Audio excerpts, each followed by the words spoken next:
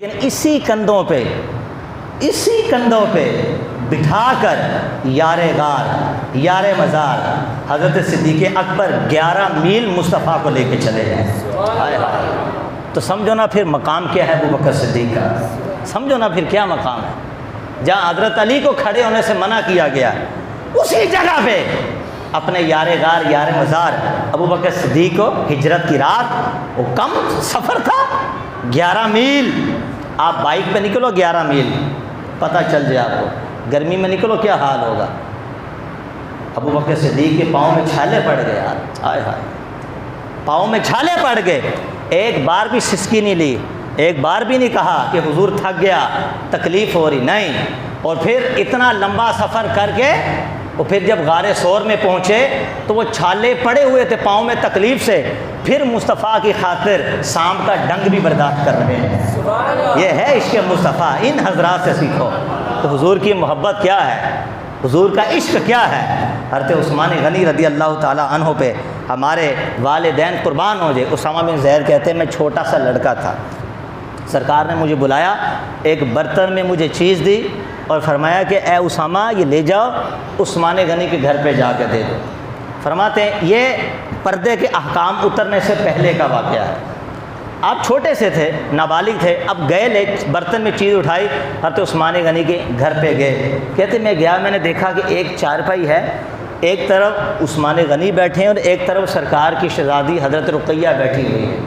میں گیا اور میں نے برتن پیش کیا اور میں وہاں سے واپس آ گیا۔ نبی پاک علیہ السلام نے مجھے بلایا اور فرمایا کہ اسامہ جو کام میں نے تجھے سونپا تھا وہ تو نے پورا کیا کہ نہیں کیا؟ عرض کی یا رسول اللہ وہ میں نے کام پورا کر دیا، میں وہ آپ کی چیز دے کے آ گیا۔ سرکار نے فرمایا میرے اسامہ یہ تو بتا کہ تو نے وہاں جا کے دیکھا کیا ہے؟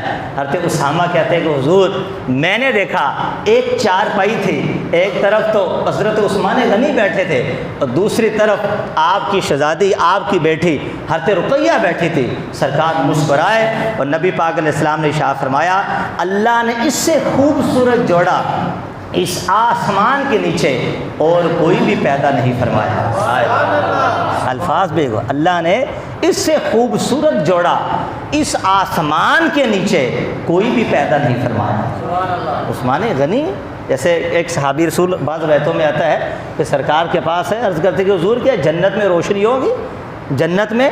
تو فرمایا جب میرا عثمان جنت میں آئے گا تو میرے عثمان کے چہرے کی چمک سے رب کی ساری جنت چمک اٹھ گئی۔ میرے عثمان کے چہرے کی دمک اور چمک سے رب کی جنت چمک اٹھے گی۔ یہ ہے مقام حضرت عثمان غنی کا۔ ایسے حسین نوجوان تھے، ایسے خوبصورت ہے، ایسے باحیا نوجوان تھے۔ یہ مقام ہے حضرت عثمان غنی رضی اللہ تعالی عنہ کا۔ اور آئیے آگے سنیے عشق کیا تھا آپ کا، حضرت عثمان غنی کا عشق کیا تھا۔ عشق رسول کا ایک واقعہ سنیے۔ ہجرت کے 6 سال ذوالقعدۃ الحرام کا مہینہ تھا، سرکار نے 1400 صحابہ کو ساتھ لیا۔ کتنے صحابہ کو؟ 1400 صحابہ کو، اور مدینے سے مکے کی طرف رواں دواں ہوئے عمرے کی غرض سے۔ سب نے احرام پہنا ہوا تھا اور اونٹ بھی ساتھ تھے، سواریاں ساتھ ہی اونٹ بھی ساتھ تھے، احرام پہنا ہوا ہے، بغیر جنگ و جدل کے ارادے سے سادے لباس احرام پہن کے جانور لے کر 1400 صحابہ کے ساتھ مکے کی طرف نکلے عمرہ کرنے کے لیے۔ رستے میں حدیبیہ کا مقام آیا، مشرکین مکہ نے رستہ روک دیا، کہا آگے نہیں جانے دیں گے۔ نبی پاک علیہ السلام نے اپنا سفیر منتخب کیا، اپنا نمائندہ، اپنا وکیل۔ 1400 صحابہ میں سے سرکار کی نگاہ نے جس کو منتخب فرمایا، جو سلیکٹڈ ہوا، وہ پتہ کون تھے؟ شرم و حیا کے پیکر حضرت عثمان غنی ذوالنورین رضی اللہ تعالیٰ عنہ تھے۔ حضور نے فرمایا عثمان تم میرے سفیر ہو، تم میرے نائب ہو، تم میرے نمائندے ہو، جاؤ مشرکین مکہ کے پاس، انہوں نے کہو کہ ہمارا رستہ نہ روکو، ہم جنگ و جدل کے لیے نہیں آئے، ہم لڑائی کے لیے نہیں آئے، ہم عمرہ کرنے کی غرض سے آئے ہیں۔ دیکھو ہمارے پاس کوئی ہتھیار، کوئی اسلحہ بھی نہیں ہے۔ حضرت عثمان غنی رضی اللہ تعالیٰ عنہ جب گئے رسول سفیر بن کر قریش مکہ کے پاس اور اپنا موقف رعب اور جلال کے ساتھ بیان فرمایا کہ دیکھو ہمارا رستہ نہ روکو، ہم جنگ و جدل کے لیے نہیں آئے، ہمارے پاس کوئی اسلحہ کوئی ہتھیار نہیں، ہم احرام باندھ کر عمرہ کرنے کی غرض سے مکے کی طرف جا رہے ہیں۔ انہوں نے حضرت عثمان غنی رضی اللہ تعالی عنہ کی بات کو نہ مانا، ان کی بتائی ہوئی حقیقت کو تسلیم نہ کیا، اپنی ضد پر اڑے رہے، اور تو عثمان غنی رضی اللہ تعالیٰ عنہ پر احسان کرتے ہوئے انہوں نے کہا کہ عثمان تو جا سکتا ہے، کعبے کا طواف کر، صفا مروہ کی سعی کر، مقام ابراہیم پہ جا کے نفل پڑھ، اس کے بعد جا کے اپنا بال اتروا، یعنی جو عمرے کے اندر جو چیزیں ہوتی ہیں وہ ادائیگی کر، تو کر سکتا ہے، لیکن تیرا نبی کعبے کا طواف نہیں کر سکتا۔ اب یہ عثمان غنی رضی اللہ تعالیٰ عنہ کو انہوں نے یہ اجازت دے دی کہ تو کر، لیکن تیرا نبی نہیں کر سکتا۔ آیا ہے کون ہے پہلے سبحان اللہ، عشق ہو کو تو عثمان غنی جیسا۔ حضرت عثمان غنی رضی اللہ تعالیٰ عنہ آپ فرماتے ہیں جس نے مجھے کعبے کا پتہ بتایا وہ حدیبیہ کے مقام پر ہو، اور میں اکیلا یہاں کعبے کا طواف کروں، جس نے مجھے مسلمان بنایا وہ حدیبیہ کے مقام پر ہو، میں یہاں کعبے کا طواف کروں۔ آپ نے فرمایا او سنو مشرکو، تم کہتے ہو کہ کعبے کا طواف کرو، قسم ہے رب ذوالجلال کی، کعبے کا طواف تو کجا، یہ تو دور کی بات رہی، جب تک میرا نبی نہیں آ جاتا، جب تک مصطفیٰ نہیں آ جاتے، ارے میں کعبے کا طواف کیا کروں، میں کعبے کی طرف دیکھنا بھی گوارا نہیں کروں گا۔ اللہ یا رسول یا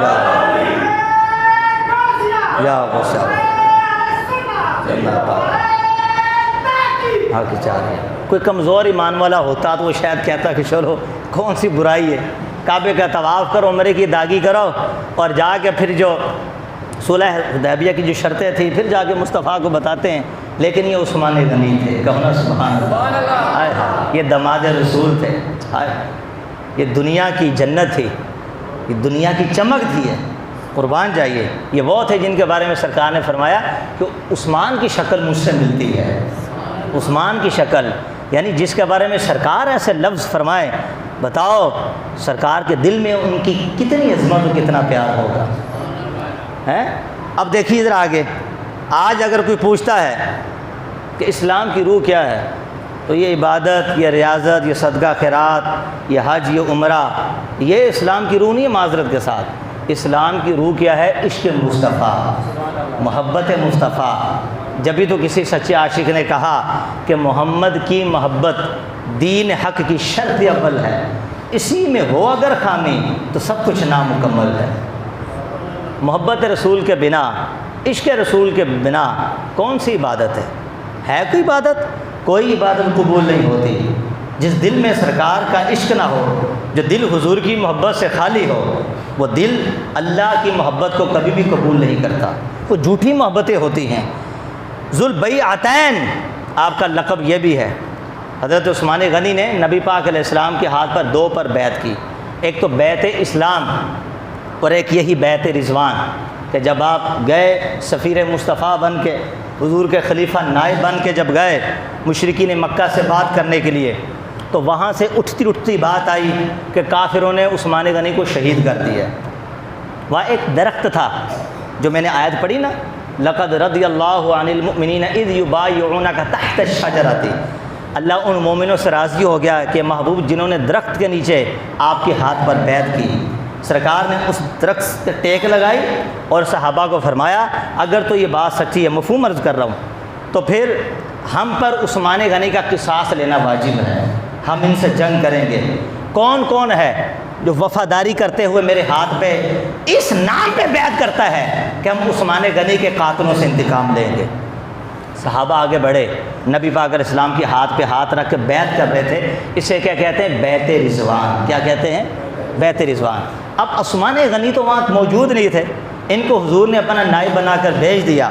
نبی پاک علیہ السلام نے ارشاد فرمایا فقال رسول اللہ بیدہ الیمنی ہذہ ید عثمان فضرب بها علی یدہ فقال ہذہ لعثمان، حضور نے فرمایا یہ ہاتھ یہ عثمان کا ہاتھ ہے، کہو نا سبحان اللہ، یہ ہاتھ عثمان کا ہاتھ ہے۔ فضرب بها علی یدہ، اپنے ہاتھ کو اپنے دوسرے ہاتھ پہ رکھ کے فرمایا ھذا یدی ید عثمان، یہ میرا ہاتھ نہیں ہے، میرے عثمان کا ہاتھ ہے۔ عثمان غنی کی طرف سے سرکار نے خود ہی بیعت قبول فرما لی۔ یا سرکار فرما رہے ہیں کہ یہ میرا ہاتھ عثمان کا ہاتھ ہے، وہاں اللہ نے قرآن پاک کی آیت اتار دی ید اللہ فوق ایدیہم، ان کے ہاتھوں پہ رب کا ہاتھ ہے، کہو نا سبحان اللہ۔ ہائے ہائے ہائے، سرکار عثمان غنی کے ہاتھ کو اپنا ہاتھ کہیں، اللہ تعالیٰ مصطفیٰ کے ہاتھ کو اپنا ہاتھ قرار دے دے۔ اللہ جسم سے پاک ہے، جو اس کے شان کے لائق ہے، دست قدرت، یہ ہے شان عثمان غنی رضی اللہ تعالیٰ عنہ کی۔ قربان جائیے، عثمان غنی رضی اللہ تعالیٰ عنہ کے بارے میں یہ بات لکھی ہے علماء کرام نے کہ جب آپ کو پتہ چلا کہ حضور نے اپنے ہاتھ کو میرا ہاتھ قرار دے دیا، اس ہاتھ سے کبھی ایسا کام نہ کیا کہ جس سے گن آتی ہو، وہ ہاتھ کبھی اپنی شرم و حیا والی جگہ کی طرف لے کے نہیں گئے۔ یہ ہے محبت کی علامتیں کہ جس ہاتھ کو مصطفیٰ کا ہاتھ کہہ دیا، اب اس ہاتھ سے کبھی ایسا کام نہ ہوا جو کام شریعت کو ناپسندیدہ ہو، ہے جس سے گنا ہے، اس ہاتھ سے کبھی وہ کام نہ کیا۔ حضرت عثمان غنی رضی اللہ تعالیٰ عنہ نے جامع ترمذی صفحہ نمبر 213، راوی حضرت علی مرتضیٰ شیر خدا رضی اللہ تعالیٰ عنہ ہے، آپ فرماتے ہیں کہ حضور علیہ السلام نے شاہ فرمایا رحم اللہ ابا بکرین، اللہ میرے ابو بکر پر رحم کرے، زوجنی ابنتا ہو، کہ انہوں نے میری نکاح میں اپنی بیٹی عائشہ کو دیا، کہو نا سبحان اللہ۔ حضور دعائیں دے رہے ہیں کہ میرے نکاح میں اپنی بیٹی عائشہ کو دیا، وہ حملانی الی دار ہجرہ، اور مجھے کندھوں پہ بٹھا کے ہجرت کی رات مدینے کی طرف لے کے چلے گئے۔ ہائے ہائے، مفتی احمد یحییٰ خان نووی رحمۃ اللہ علیہ اپنی تفسیر میں فرماتے ہیں کہ کتنا چلے، میں پہلے بتا چکا 11 میل، کتنا چلے؟ میں کہتا ہوں آج آپ کسی شخص کو جو آپ کے جتنا وزنی ہو کندھے پہ بٹھا کے اس گلی سے اس گلی لے کے چلو، آپ کا پتہ چل جائے، جتنا بڑا پھنے خان، جتنا بڑا طاقتور ہوگا بس اتارے گا وہ اندر سے، کتنا بھی پہلوان ہو۔ انسان کے اذان خلق الانسان ضعیفا، اللہ فرماتا ہے انسان کو کمزور پیدا کیا گیا ہے، انسان کمزور ہے، وہ بھلے جتنا اپنے آپ کو مضبوط کرے، انسان کمزور ہے، لیکن جن کے دلوں میں سرکار کی محبت ہو، جن کے دلوں میں سرکار کا ادب ہو، وہاں مقام صحابہ کے مقام پہ حضرت علی شیر خدا مصطفیٰ کا چہرہ مبارک آپ کی گود میں تھا، اور عصر کی نماز اس سرکار نے پڑھ لی تھی اور آرام فرما رہے تھے۔ حضرت علی شیر خدا کی عصر کی نماز قضا ہوگی اور آپ کی آنکھوں سے آنسو نکلے، چہرے مصطفیٰ پہ گئے، اور سرکار نے آنکھیں کھولی اور پوچھا علی کیا ہے؟ تو عرض کرتے کہ حضور میری نماز عصر کی چلی گئی۔ اور دیکھیے دو چیزیں یہاں پہ، ایک ہے اطاعت خداوندی اور ایک ہے تعظیم مصطفیٰ۔ اب دو چیزوں کے مابین آگی علی کی ذات، اگر اللہ کی اطاعت کر کے نماز پڑھتے ہیں تو تعظیم مصطفیٰ چھوٹتی ہے، اگر تعظیم مصطفیٰ پکڑتے ہیں اللہ کا حکم چھوٹ رہا ہے۔ لیکن علی جانتے تھے کہ تعظیم مصطفیٰ حقیقت میں حکم خدا بندی ہے۔ ہائے ہائے، تعظیم مصطفیٰ کو مقدم کر دیا، ادھر رب کی عبادت کو بظاہر چھوڑ دیا، اور جب چھوڑا تو سرکار نے پھر ایسے نہ چھوڑا، آپ نے ہاتھ اٹھائے اور دعا کی اللہ علی تیرے اور تیرے محبوب کی اطاعت میں تھا، اس کے لیے ڈوبے ہوئے سورج کو عصر کے درمیان واپس پلٹا دے۔ سورج پلٹ کے واپس آ گیا، اور ادھر غار ثور کے اندر حضرت ابوبکر صدیق کی محبت کا عالم دیکھیے، سانپ ڈنگ مار رہا ہے، سانپ ڈنگ مار رہا ہے۔ بعض علماء نے لکھا کہ کئی سو سال پہلے سانپ کو پتہ چلا اس غار میں مصطفیٰ آئیں گے، تو سرکار کے دیدار کے لیے اپنی آنکھوں کی پیاس بجھانے کے لیے وہ اس غار میں آیا، لیکن یار غار یار مزار نے ایڑی رکھی ہوئی تھی، باقی سوراخ کپڑے پھاڑ پھاڑ کے۔ اب غور تو کرو، 11 میل جس مصطفیٰ کی ذات کو کندھے پہ لے کر چلے ہو، حال کیا ہوا ہوگا جسم کا۔ پھر غار میں گئے، آقا آپ ابھی نہ آئیے، اندر جا کے صفائی کی، جو سوراخ رہ گئے اپنے کپڑے پھاڑ دیے، کپڑے پھاڑ پھاڑ کر یار کے لیے کہ سرکار کو کوئی کانٹا بھی نہ چوبے، سوراخ بند کر دیے۔ جب ایک سوراخ رہ گیا، کپڑا بھی نہ بچا اتنا، اب کہاں سے پھاڑوں، اس پر ایڑی رکھ کے بیٹھ گئے، حضور اندر آئیے، یہاں کندھوں پہ بٹھایا، اور غار میں جا کے سرکار کے سر کو گود میں بٹھا کے فرماتے آپ آرام فرمائیے، اور ادھر سانپ ڈنس رہا ہے، لیکن ایک بار بھی آواز نہ نکلی، ایک بار بھی ران کو حرکت نہ دی، کیوں؟ تعظیم مصطفیٰ میں تھے، کہیں سرکار کے ادب میں کمی واقع نہ ہو جائے۔ ارے ادب سیکھنا ہے تو ان سے سیکھو، عشق مصطفیٰ سیکھنا ہے تو ان سے سیکھو، یہ لوگ ہیں جو اللہ کے نزدیک بھی کامیاب ہیں، اللہ کے محبوب کی آنکھوں کے تارے ہیں۔ قربان جائیے، فرمایا وَأَعْتَقَ بِلَالًا مِّن مَالِهِ، اللہ ابو بکر پر رحم فرمائے کہ انہوں نے اپنے مال سے حضرت بلال حبشی کو آزاد کروایا۔ امیہ بن خلف کے پاس ہے نا حضرت بلال حبشی، تو اس نے شرط میں کہا کہ ایک غلام دے۔ وہ غلام ایسا تھا کہ وہ 10,000 دینار کا مالک تھا، اس کے اپنے 200 غلام تھے، اور 200 غلام کے ساتھ ساتھ سینکڑوں بھیڑ اور بکریاں تھیں۔ تو اس نے حضرت ابو بکر صدیق نے وہ غلام بھی دے دیا، بہت سارا پیسہ بھی دیا، کس لیے؟ بلال حبشی کو آزاد کروانے کے لیے۔ اور جب آزاد کروا دیا نا، تو وہ پیچھے سے امیہ بن خلف بولا میں تو سمجھا تو بہت بڑا تاجر ہے، تو بڑا ذہین ہے، لیکن آج تو مار کھا گیا۔ کس کو آزاد کروا رہا ہے؟ جو کم عقل، جو غبی ہے، جس کے ہونٹ موٹے اور کالے اور چپٹے، جس کی پیشانی اتنی چپٹی، کالے رنگ والا، اس غبی شخص کو تو آزاد کروانے کے لیے ایسا امیر غلام مجھے دے گیا کہ جو سینکڑوں بھیڑ بکریوں کا مالک ہو، جو 10,000 دینار کا مالک ہو، جس کے اپنے دامن میں 200 غلام رہتے ہیں۔ ابو بکر تو ہار گیا۔ فرمایا چل چپ کر، ہارا نہیں، میں جیت گیا ہوں۔ جس کی تو بات کرتا ہے، یہ جو تو باتیں کرتا ہے، یہ تو اس کی ظاہری تعریف ہے۔ چل یہ بتا، جب تو میرے بلال کو مار رہا تھا تو پوچھا نہیں یہ روتا کیوں نہیں تھا؟ تو کہا ہاں یہ بڑی عجیب بات تھی، میں نے سخت سخت سزائیں اس کو دی، سخت سخت سزائیں دی، اور میں اس کو کہتا رہا کہ تو ہنستا کیوں ہے، روتا کیوں نہیں؟ تو اس نے کہا امیہ بن خلف، تو میرا جسم خرید سکتا ہے لیکن دل نہیں خرید سکتا۔ رب کعبہ کی قسم، یہ کل بھی دل مصطفیٰ کا تھا، آج بھی مصطفیٰ کا ہے، مرتے دم تک قیامت تک وہ دل مصطفیٰ کا ہی رہے گا۔ اللہ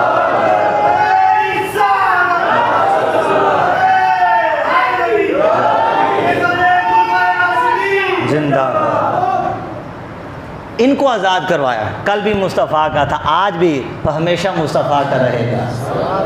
مار کھاتے تھے لیکن حضور کی محبت نہ دل سے گئی، اور مارتا تھا اور مارتا تھا، اور آپ پھر بھی حضور ہی کا نام دل سے لیتے تھے، پکارتے تو اللہ اللہ کے رسول کے نام کو۔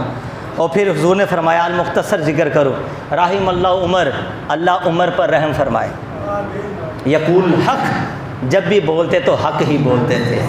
فرمایا حق بولنے کی وجہ سے میرے عمر کے دوست بہت کم رہ گئے۔ جلالی بھی تھے نا، حق بولتے تھے، عمر کے دوست کم رہ گئے۔ ان الحق علی ینطق علی لسان عمر، فرمایا رب نے حق کو عمر کی زبان پہ جاری فرما دیا۔ اور پھر اس کے بعد عثمان غنی کی باری آئی تو شاہ فرمائے رحم اللہ عثمان، اللہ تعالیٰ عثمان پر رحم فرمائے، کہو نا سبحان اللہ، اللہ تعالیٰ عثمان پر رحم فرمائے۔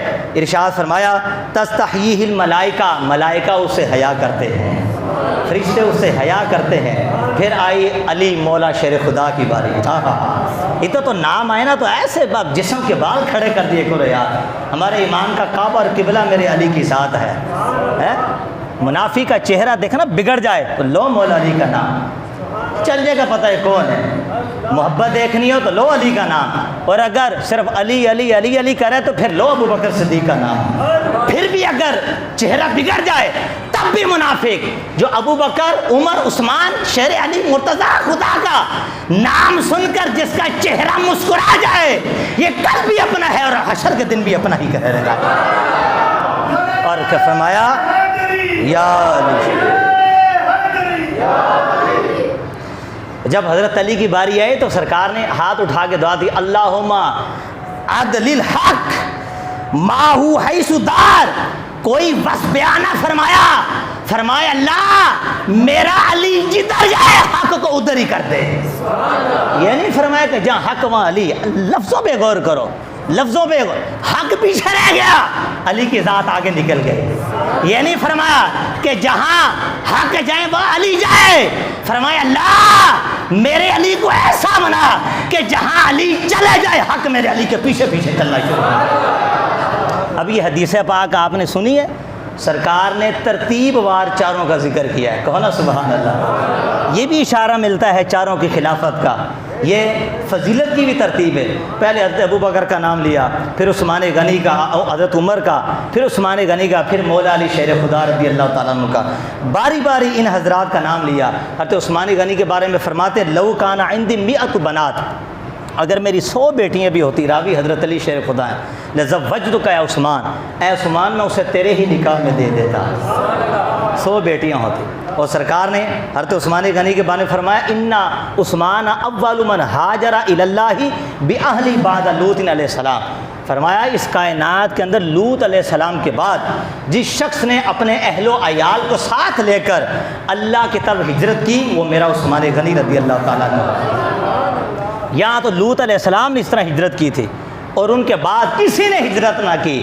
ایسی ہجرت کی تو عثمان غنی نے ہجرت کی ہے. کس کس مقام کو ذکر کیے، کس مقام کو نہ. بس بات ختم کر رہا ہوں. یہ وہ ہیں کہ جنہوں نے 2 بار مصطفیٰ سے جنت کو خریدا ہے.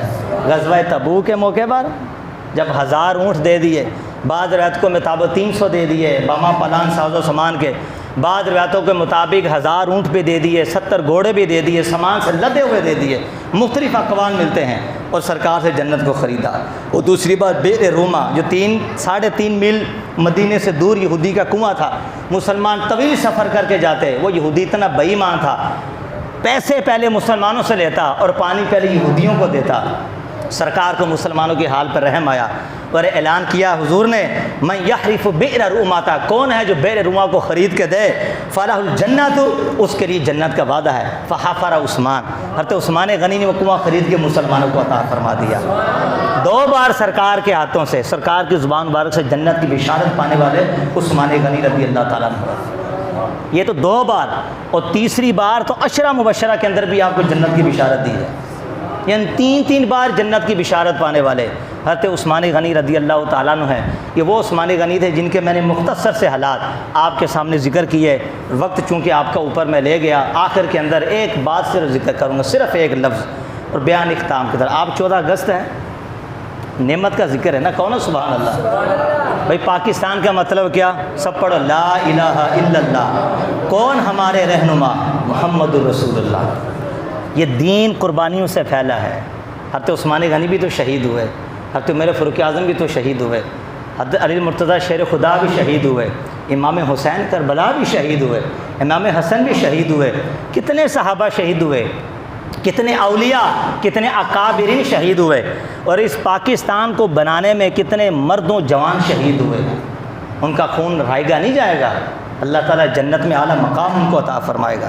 تو میں پہلے یہ بات کر چکا، آج جو یہ پاکستان کا ٹھیکیدار بنتے ہیں، یہی لوگ پاکستان بنانے کے عظیم گناہ میں معاذ اللہ، ان کی کتابوں میں لکھا ہے، یہ کہتے تھے ہم پاکستان بنانے کے عظیم گناہ میں شریک نہیں ہونا چاہتے. میں نام نہیں لیتا، اگر نام لوں گا تو آپ حیران ہو گے. ہو ایک شخص بڑا مشہور ہے آج کل میڈیا پہ، اس کے باپ نے کہا تھا اگر پاکستان بنا تو میں پیشاب سے اپنی داڑھی مڈا کے رکھ دوں گا، نام ہو سکتا. اور آج یہ بیان کرتے ہیں کہ ہم بانی ہیں. میں تم کہاں کے بانی ہو؟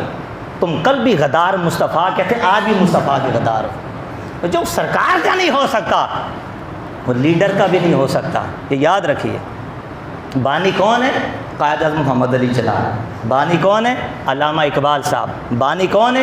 علماء اہل سنت. آپ تاریخ پڑھی، آپ پڑھیے. جب یونیورسٹی علی گڑھ کے اندر قائد اعظم علی جناح رحمۃ اللہ علیہ جب گئے اور اسٹوڈنٹس کو جب آپ نے اسپیچ دی تو وہاں جملے کیا تھے؟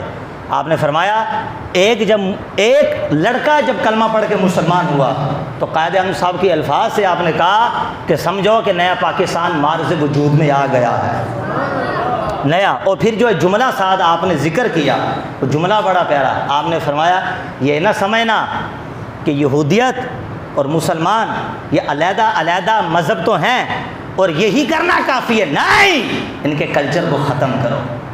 کیا کرو؟ ان کا ہمارا کلچر کبھی ایک نہیں ہو سکتا، جیسے اسلام اور یہودیت ایک نہیں ہو سکتی. یہ اپوزٹ ہے، تضاد ہے دونوں میں. تو برائے مدینہ آج یہ کلچر ٹی وی کے ذریعے، نیٹ کے ذریعے، کیبل کے ذریعے، موبائل کے ذریعے، فلم و ڈراموں کے ذریعے ہماری خواتین، ہمارے بچوں کے ذہنوں میں آ رہا ہے. وہ ہندی ورڈز جو ڈراموں میں یوز کیے جاتے ہیں، ہمارے بچے ہمارے گھر کے اندر بیٹیاں بہنیں استعمال کرتی ہیں. خطارہ ان کو روکیے، روک تھام کیجیے. اللہ کا خوف دلائیے، نبی پاک علیہ السلام کی بیٹیوں کی سیرت ان کو پڑھائیے، ازواج مطہرات کی سیرت پڑھائیے، سرکار کی سیرت پڑھائیے، غزوات کا مطالعہ کروائیے ان کو، تاکہ ان کو پتہ چلے کہ حقیقی مسلمان کون ہے۔ آج عظیم نعمت ہے، شکرانے کے نفل پڑھیے، شرینی تقسیم کیجئے، اللہ کا شکر ادا کیجئے۔ آج برصغیر کے اندر، بلکہ برصغیر کیا پوری دنیا کے اندر، آج اگر کسی ملک کے اندر صحیح طریقے سے اور بالکل پرسکون حالت میں عبادت کر سکتے ہیں تو وہ ملک پاکستان ہے۔ یہ اگر میں صحیح کہتا تو ہاتھ اٹھا کے میرے ساتھ بولے، حقیقت اللہ کی قسم بہت عظیم نعمت ہے، یہ بہت عظیم نعمت ہے۔ یہ آج اگر جہاں سکون سے ہم عبادت کر سکتے ہیں وہ ہمارا ملک پاکستان ہے۔ تو ہر جگہ کے اندر اچھائیاں برائیاں ہوتی ہیں، جیسے یہ ٹی وی میں میڈیا پہ آپ نے دیکھا اینکر بیٹھ کے برائیاں کرتے رہتے ہیں۔ ارے بھائی کبھی اچھائی کی بھی بات کر لیا کرو، ہمارے گھر کے اندر برائی ختم نہیں ہوتی۔ کبھی تم نے بھر کہا کہ میرے گھر میں یہ خرابی ہیں، تم تو اچھائیاں بیان کرتے ہو۔ تو یہ پاکستان بھی ہمارا گھر ہے، تو جو برائیاں ہیں اللہ سے دعا کریں اللہ تعالیٰ اس کو دور فرما دے، برے لوگوں سے پاکستان کو محفوظ فرمائے اور اچھائیاں ذکر کریں۔ اللہ تعالیٰ ہم سب کو اس نعمت کی قدر کرنے کی توفیق عطا فرمائے۔ آمین بجاہ نبی الامین وما علینا الا البلاغ المبین۔